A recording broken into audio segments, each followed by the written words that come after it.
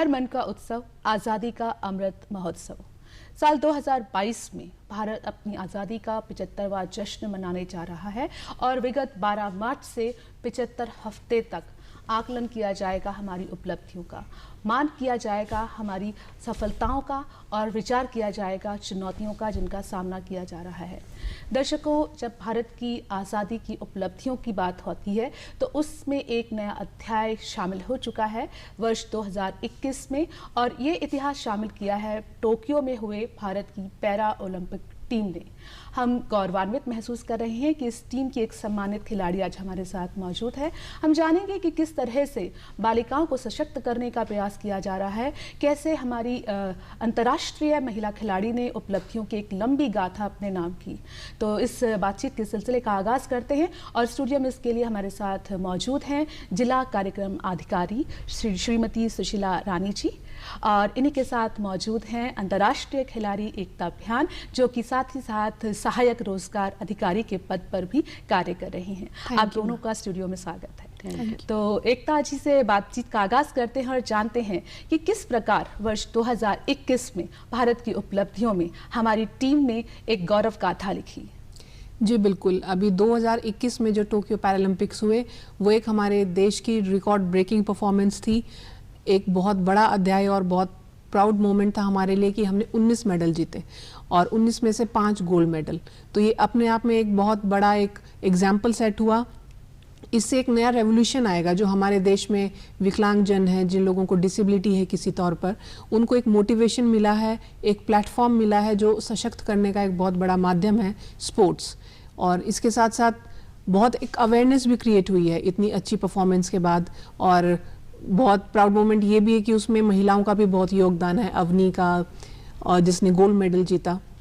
तो इस ओलंपिक्स के बाद, इस पैरालंपिक्स के बाद एक जो विकलांगजन की एक जो इमेज है, एक परसेप्शन है हमारे समाज में, वो बदली है।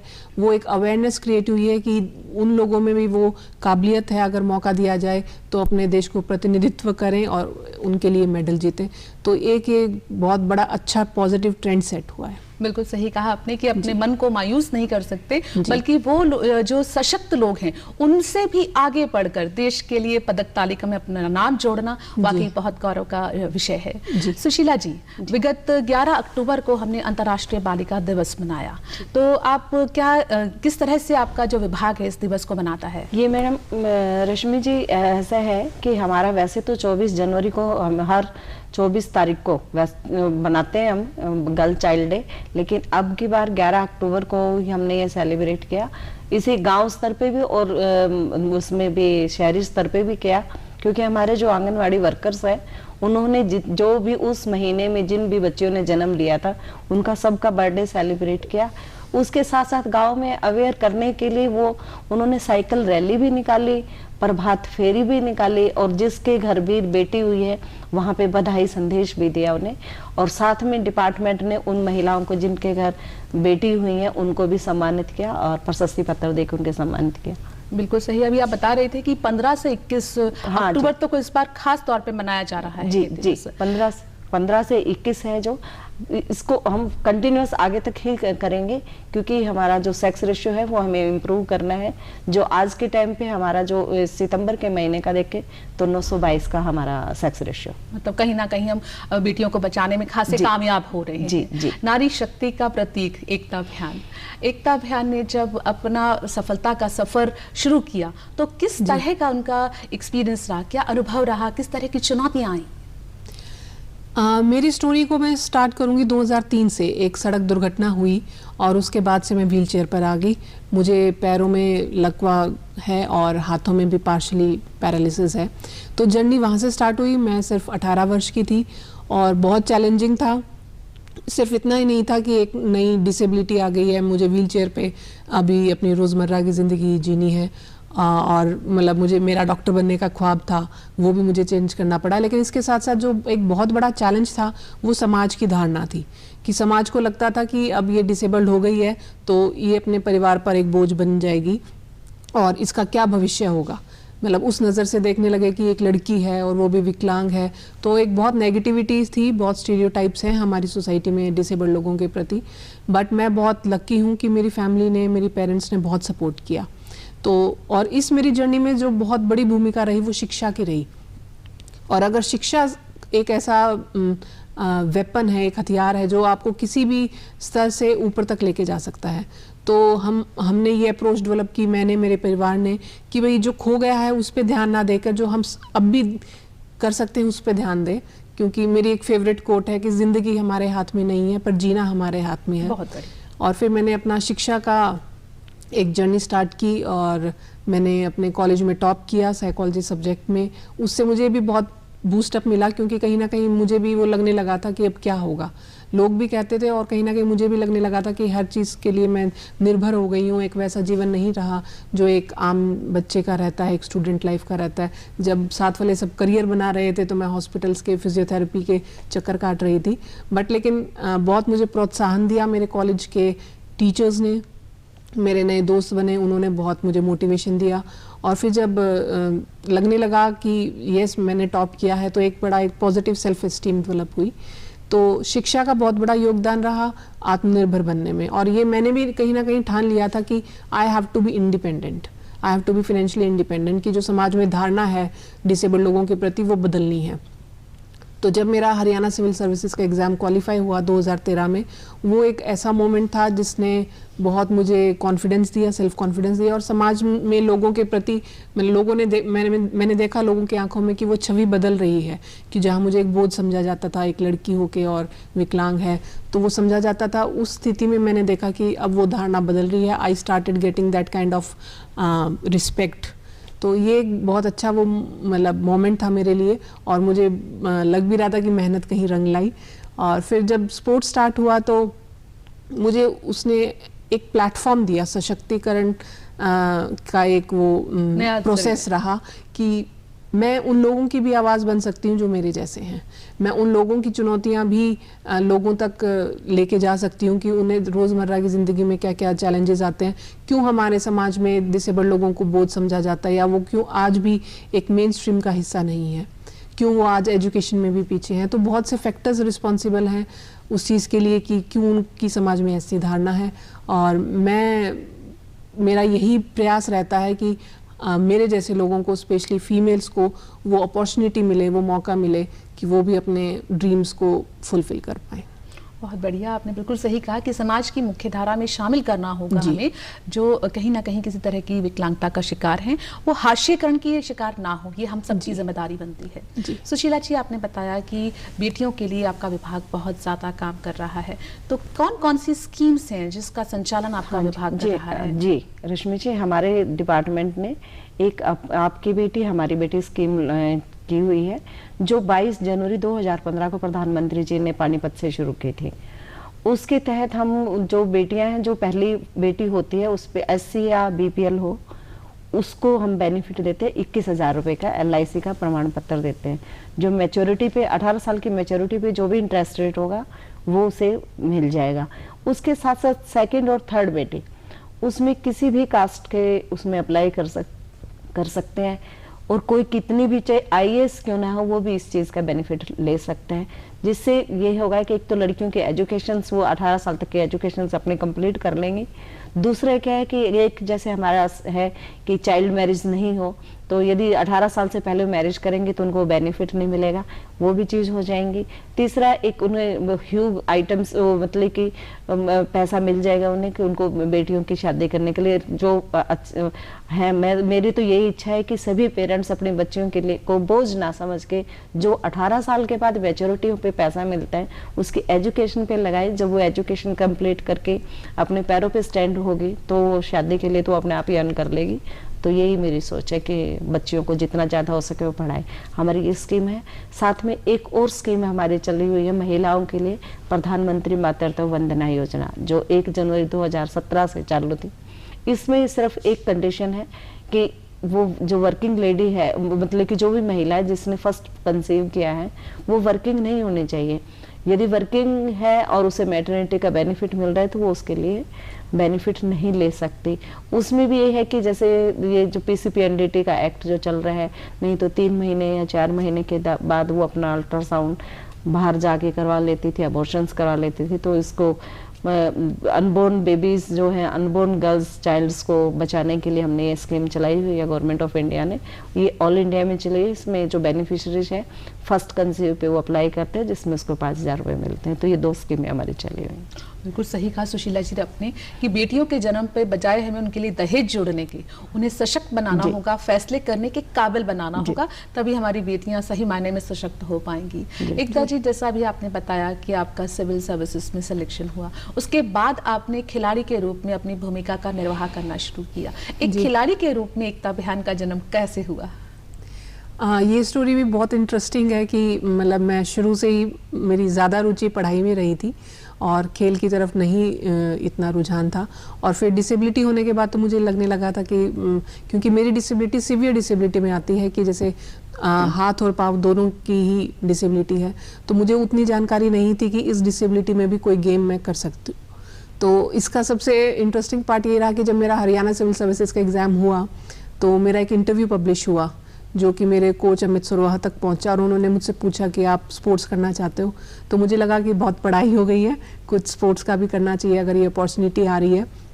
और मैं ये नहीं कहूँगी आई वॉज वेरी कॉन्फिडेंट, मुझे भी लग रहा था कि मैं कैसे कर पाऊँगी जॉब के साथ, और डिसेबिलिटी भी बहुत ज़्यादा है।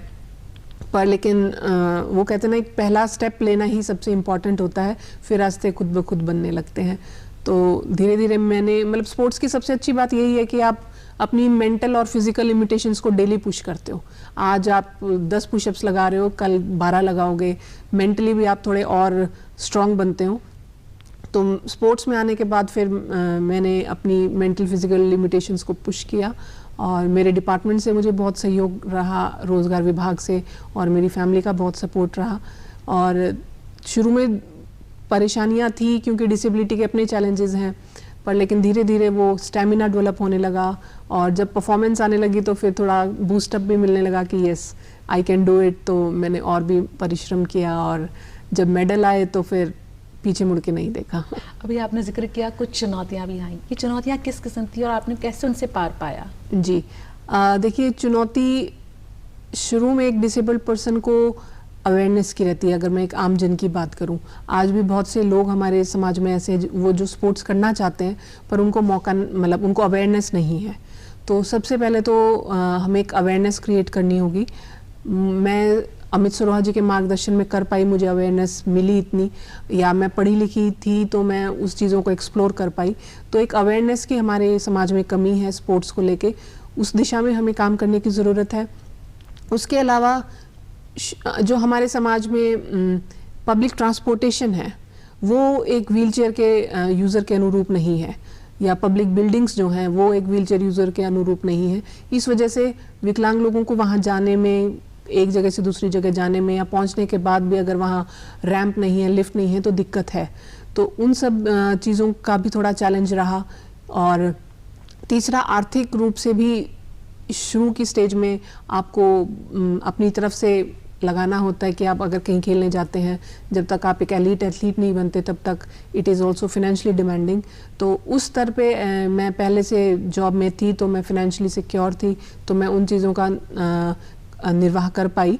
पर लेकिन और बहुत से हमारे समाज में ऐसे लोग हैं जो वो फिनेंशियली इतने साउंड नहीं है या जॉब में नहीं है, तो उनके लिए एक चैलेंज रहता है।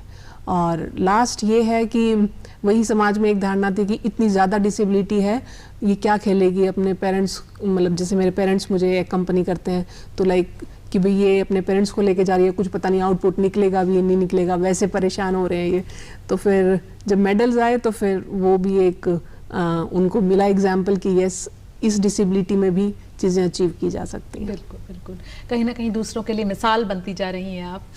सुशीला जी, आपने अभी स्कीम्स की बात की कि बेटियों को बचाने के लिए सरकार के द्वारा कई स्तर पर काम किया जा रहा है। अब हम बात करें कि गांव में और शहरों की बात करते हैं कि गांव में किस तरह से सरकारी जो ये स्कीम्स हैं इनकी कार्यवाही चल रही है। गाँव में मैडम ये रश्मि जी क्या चल रहा है कि वहाँ पे जैसे मिडिल फैमिली है या हायर फैमिली है, वहाँ पे तो थोड़ा सा डिफरेंस रखते हैं, वो उनका यही सोच है कि हमें लड़का हो जाए, एक मान लो पहले ही बेटा हो गया तो दूसरा वो कंसीव ही नहीं करते, दूसरा पैदा ही नहीं करते। और जो लोअर कास्ट के हैं, लोअर कैटेगरी के लोग हैं, उनके वहाँ ऐसा कुछ भी नहीं, क्योंकि उनके पास ऐसा कोई सिस्टम, ऐसा कोई मनी नहीं है कि हुज मनी दे के ना वो अपना अल्ट्रासाउंड करा सके। वहाँ पे सेक्स रेशो इसलिए थोड़ा सा बराबर सा हो जाता है। और शहर में भी यही चीज़ें आ रही है, लेकिन अब ये जो हमने स्कीम चलाई है, आपकी बेटी हमारी बेटी, कि ये आपकी नहीं है, ये हमारी बेटी है, उसके तहत लोग बहुत जागरूक हैं और लगातार मेरे पास फॉर्म्स आ रहे हैं, सरल पोर्टल पे डाल रहे हैं, तो अब सेक्स रेशियो इम्प्रूव हो रहा है, जो हमारी बहुत पहले कम थे, अब ठीक चल रहा है हमारा सारा, क्योंकि पिछले महीने में 949 था हमारा। तो और शहरों में किस तरह की योजना? ये योजना है मैडम, इसमें जहाँ पे ICDS एरिया है तो वो आंगनवाड़ी वर्कर के थ्रू वो फॉर्म को अप्लाई करते हैं, और जो नॉन ICDS है वो सिविल हॉस्पिटल की तरफ से वो अप्लाई करते हैं, और उसमें उनको ऑनलाइन ही करना होता है सरल के ऊपर, और वो सब चीज़ें हमारे पास आ जाते हैं, और उसको RTS में जाके उनका पेमेंट हम जमा करा देते हैं, उन्हें वो LIC का प्रमाण पत्र मिल जाता है, और वो फिर अपना संभाल के रखते हैं, मैच्योरिटी पे मिल जाते हैं। जैसे पहले हमारे 2005 में लाडली स्कीम चली थी, अब वो 2023 में मैच्योर हो जाएंगे, तो उस टाइम पे उनको अच्छी मनी मिलेगी।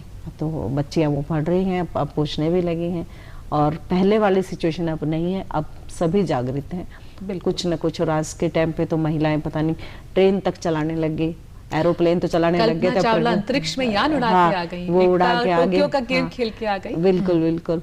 तो यही है, जैसे एक ट्रेन का ये चीज बची हुई थी कि वो महिलाएं नहीं चलाती, पर वो भी अब महिलाएं चलाने लगी, तो जागृति आ रही है कि अब पेरेंट्स भी सोचते हैं कि नहीं, बेटियां बहुत अच्छी हैं, बहुत प्यारी हैं, और जिस घर में बेटियां नहीं होती वहाँ पे रौनक नहीं होती। मेरी तो ये सोच है। बिल्कुल सही कहा आपने, वार त्योहार हो या शादी ब्याह के मौके, बेटियों के बिना रौनक कहाँ पूरी होती है। एकता, अब बात करें आपकी उपलब्धियों की।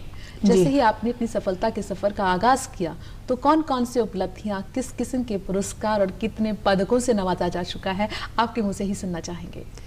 जी, मैं अपनी सबसे बड़ी उपलब्धि तो ये मानती हूँ कि जो 18 साल की एज में एक्सीडेंट होने के बाद जो मैंने अपनी एजुकेशन कंप्लीट की, बैचलर्स मास्टर्स, वो मुझे मेरे पर्सनल फ्रंट पे बहुत बड़ी अचीवमेंट लगती है। उसकी वजह से ही मैं आत्मनिर्भर बन सकी। और स्पोर्ट्स की जर्नी भी मेरे लिए बहुत प्राउड मोमेंट है, क्योंकि किसी भी व्यक्ति के लिए देश का प्रतिनिधित्व करना बहुत बड़ी बात है, और मेडल आ जाए वो तो फिर बहुत ही प्राउड मोमेंट रहता है। तो इसी दिशा में मैंने 8 नेशनल और 4 इंटरनेशनल मेडल्स जीते हैं, और फिर सरकार ने मुझे सम्मानित किया। माननीय मोदी जी ने मुझे मन की बात में मेरी स्टोरी शेयर की, वो एक बहुत सरप्राइजिंग मोमेंट था जिसका मुझे नहीं पता था। स्टोरी शेयर करने के बाद फिर मेरे पास बहुत सारे फ़ोन कॉल्स आए कि आपकी स्टोरी शेयर की है। और इसके अलावा स्पोर्ट्स में मैंने ESPN para athlete women of the year, sports star ने भी सम्मानित किया, और भारत सरकार ने रोल मॉडल कैटेगरी में ministry of social justice and empowerment की तरफ से मुझे सम्मानित किया डिसेबिलिटी डे पर। सुशीला जी, जैसे आपने भी बहुत सी योजनाओं का जिक्र किया, मान लीजिए हमारा कोई दर्शक अपनी बेटी के लिए, अपने परिवार को इस किसी स्कीम से जोड़ना चाहता है, तो ऐसा लगता है कि इन योजनाओं का अगर लाभ उठाना है तो पता नहीं कितनी सारी औपचारिकताओं का निर्वाह करना होगा, उसे किससे संपर्क करना होगा इन योजनाओं का लाभ उठाने के लिए, और कितना वक्त लगता है?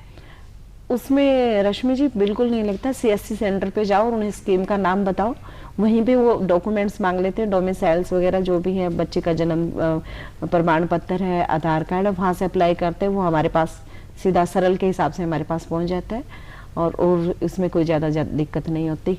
और PMVY का जो है उसको आपको आंगनवाड़ी वर्कर को देना होगा वो फॉर्म, और आंगनवाड़ी वर्कर उसको ऑफिस में आके, ब्लॉक लेवल पे आके अपना अपलोड करवाएगी, उससे उसको 5000 रुपये मिल जाएंगे, जो वो जिससे मदर अपना केयर कर सकती है। बिल्कुल, मतलब जो दिमाग में बैठा रहता है एक पूर्वाग्रह सा कि इस किसी भी योजना का लाभ उठाना है तो पता नहीं कितने चक्कर लगाने पड़ेंगे या कितने कागज चाहिए, ऐसा कुछ नहीं, ऐसा बिल्कुल भी नहीं है मैम। एकता जी, जैसा कि आप अभी इस समय सहायक रोजगार अधिकारी के रूप में भी कार्यरत हैं जी, उस पोस्ट पर रहते हुए आपकी किस तरह की जिम्मेदारियां रहती हैं और किस तरह की चुनौतियों का सामना आप कर रही हैं उस दिशा में, और क्या आपका लक्ष्य रहेगा? जी, हमारा डिपार्टमेंट उन लोगों का ब्यौरा डाटा इकट्ठा करता है जो बेरोज़गार हैं, और हमारा पोर्टल है उस पे हम उनको रजिस्टर करते हैं, जिससे हमारे पास एक जानकारी रहती है कि हमारे डिस्ट्रिक्ट में इतने बेरोज़गार लोग हैं, इस आयु वर्ग के हैं और उनका इस तरह की नौकरी में रुझान है।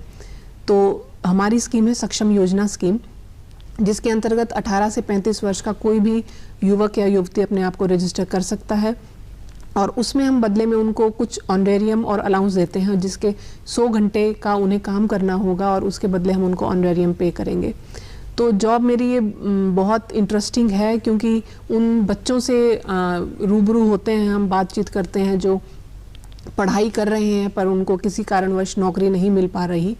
तो इसमें एक जो मुझे कमी लगती है कि जैसे जितने हमारे पढ़ी लिखी पीढ़ी है ये मास्टर्स डिग्री, पर उनके अंदर भी वो कुछ पूर्वाग्रह हैं, जैसे स्टीरियोटाइप्स हैं, कुछ वो प्रेजुडिस हैं कि उन्हें लगता है कि उन्हें सिर्फ सरकारी ही नौकरी चाहिए या सिर्फ अपने ही शहर में चाहिए। तो हम उस चीज़ के लिए भी उनको मोटिवेट करते हैं कि सिर्फ एक सरकारी नौकरी तक आप अपने आप को सीमित मत कीजिए, जो भी आपके सामने मौका आता है आप उसको एक्सप्लोर कीजिए। और बहुत अच्छी बात है अगर आपका रुझान उस तरफ है, बट ऐसा नहीं है कि आप सिर्फ उसकी वेट में आपको और कोई अपॉर्चुनिटी मिलती है तो आप उसको ना करें। बिल्कुल सही कहा कि भविष्य की अपार संभावना है, आसपास तलाशने की जरूरत रहेगी। सुशीला जी, चलते चलते किस तरह का सहयोग आप जनता से चाहेंगी? जनता से मेरी यही अपील है कि जो भी स्कीम्स हमारी आंगनवाड़ी वर्कर्स आपको बताएं, तो उस स्कीम का बेनिफिट लेने के लिए उनसे कंसल्ट करें, वो फॉर्म जरूर भरें और जो सरल के माध्यम से मिलना है उस सरल पे करें। साथ में अपने बच्चों को भी आप आंगनवाड़ी में भेजें, वहाँ पे उन्हें SNP मिलता है, उनकी ग्रोथ मॉनिटरिंग होते हैं, उनके रेफरल सर्विसेज भी उन्हें मिलते हैं, स्वास्थ्य जांच भी होता है, साथ में न्यूट्रिशन एंड हेल्थ एजुकेशन भी दी जाती है उनके मदर्स को। तो हमारे वहाँ पे ये आए तो उनको नई नई स्कीमें जो भी गवर्नमेंट देती है डिपार्टमेंट की तरफ से, तो उसके बारे में नॉलेज मिलेगी उन्हें और वो अपना उस चीज का बेनिफिट उठा सकते हैं। बिल्कुल, बेटियां सुरक्षित रहें, बचपन स्वस्थ रहे, यही सबकी इच्छा है और इस दिशा में सरकार खासे प्रयास कर भी रही है। एकता जी, चलते चलते हमारे दर्शकों को क्या कहना चाहेंगी? मैं यही कहना चाहूँगी कि बेटियों को समान अवसर दें, इक्वल अपॉर्चुनिटी दें, किसी तरह का भेदभाव डिस्क्रिमिनेशन ना करें, और जितना आप कॉन्फिडेंस अपने बेटों पे रखते हैं बेटियों पर भी उतना ही कॉन्फिडेंस रखें। वो आपको ज़्यादा प्राउड फील करवाएंगे, ज़्यादा आपको अच्छे रिजल्ट्स ला के देंगी। और इसके साथ साथ ये कि हमें भी एक जिम्मेदार नागरिक बनना है। हम सिर्फ अपने राइट्स की बात करते हैं, इसके अलावा हमें अपनी ड्यूटीज़ की भी बात करनी चाहिए एक रिस्पॉन्सिबल सिटीज़न की तरह, और देश के तरक्की में अपनी जैसे भी योगदान दे सकें, चाहे वो छोटी से छोटी चीज़ हो, ट्रैफिक रूल्स फॉलो करके, पानी बचाकर या बिजली बचाकर, तो एक रिस्पॉन्सिबल सिटीज़न की तरह हम बिहेव करें और लड़कियों को समान और सम्मान दोनों दें। बिल्कुल बिल्कुल सही कहा। आज़ादी के अमृत महोत्सव की यश गाथाएं यूं ही दिन दूनी रात चौगुनी बढ़ती रहे, इसी आकांक्षा के साथ आप दोनों का बहुत बहुत धन्यवाद कि आप दोनों यहाँ पर आए और आपने हमें इतनी कीमती जानकारी और अपना कीमती वक्त दिया। धन्यवाद। Thank you.